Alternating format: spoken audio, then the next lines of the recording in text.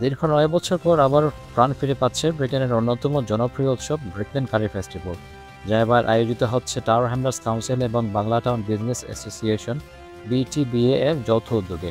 ৫ই এপ্রিল শুক্রবার ব্রিকলেনে আয়োজিত একটি সংবাদ সম্মেলনে উৎসবের আনুষ্ঠানিক ঘোষণা দেওয়া হয়, যেখানে উপস্থিত ছিলেন বিটিবিএ এর chairman Gulzar Khan, community safety বিষয়ক cabinet member councillor Abu Talha Chowdhury, culture ও রিক্রিয়েশন বিষয়ক cabinet member councillor Kamrul Hossain, celebrity chef Atik Miah, BTBA এর সিনিয়র অ্যাডভাইজার মতব মিয়া ও শামসুদ্দিন, ট্রেজারার আতিক মিয়া, স্থানীয় ব্যবসায়ী, টাওয়ার হ্যামলেট কাউন্সিলের সিনিয়র অফিসারবৃন্দ।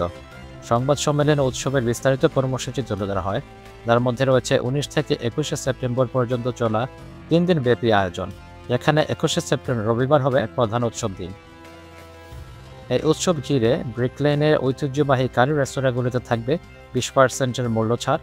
এছাড়াও street food, live cooking show, সাংস্কৃতিক পরিবেশনা, শোভাযাত্রা, স্ট্রিট আর্ট ও পরিবার কেন্দ্রিক নানা আয়োজন।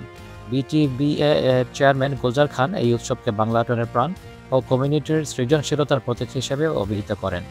আর টাওয়ার হ্যামলেটস নির্বাহী মেয়র লুৎফুর রহমান বলেন, এই উৎসব আমাদের ইতিহাস, স্বাদ, বৈচিত্র্য ধারণ করে, যা ইস্ট লন্ডনের চেতনাকে উজ্জীবিত করে।